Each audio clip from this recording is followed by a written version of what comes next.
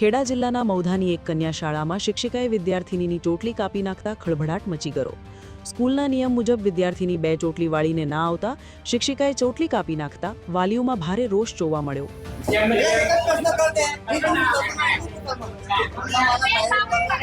સૂત્રો અનુસાર ધોરણ 8માં ભણતી વિદ્યાર્થિની સ્કૂલના નિયમ મુજબ બે ચોટલી વિના સ્કૂલે આવી હતી, જ્યાં શાળાની પ્રાર્થના દરમિયાન શિક્ષિકા સંગીતાબેને વિદ્યાર્થિનીની ચોટલી પર કાતર ફેરવી દેતા વિદ્યાર્થિની રડવા લાગી હતી।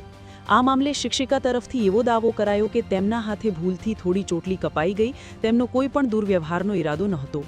તો શાળાના મુખ્ય શિક્ષક કેતન પટેલે પણ જણાવ્યું કે શિક્ષિકાએ માત્ર ચેતવણી આપી હતી, પણ ભૂલથી વાળ કપાઈ ગયા। ઘટનાને લઈને વિદ્યાર્થિનીના વાલીએ સ્કૂલે પહોંચી ઉગ્ર વિરોધ નોંધાવ્યો અને શિક્ષિકા સામે ગંભીર આક્ષેપ કર્યા। સમગ્ર મામલે શિક્ષિકાએ માફી માંગી તો આચાર્ય દ્વારા માફીપત્ર પણ લખાવવામાં આવ્યો। આ સમગ્ર મામલે ઇન્ચાર્જ ટીપીઈઓ નીરજ પટેલે જણાવ્યું કે આ બાબતે આચાર્યનો અહેવાલ મળ્યા બાદ તપાસ કરીને વડી કચેરીને અહેવાલ મોકલવામાં આવશે। ત્યાર પછી ઉચ્ચ અધિકારીઓના આદેશ મુજબ કાર્યવાહી કરાશે।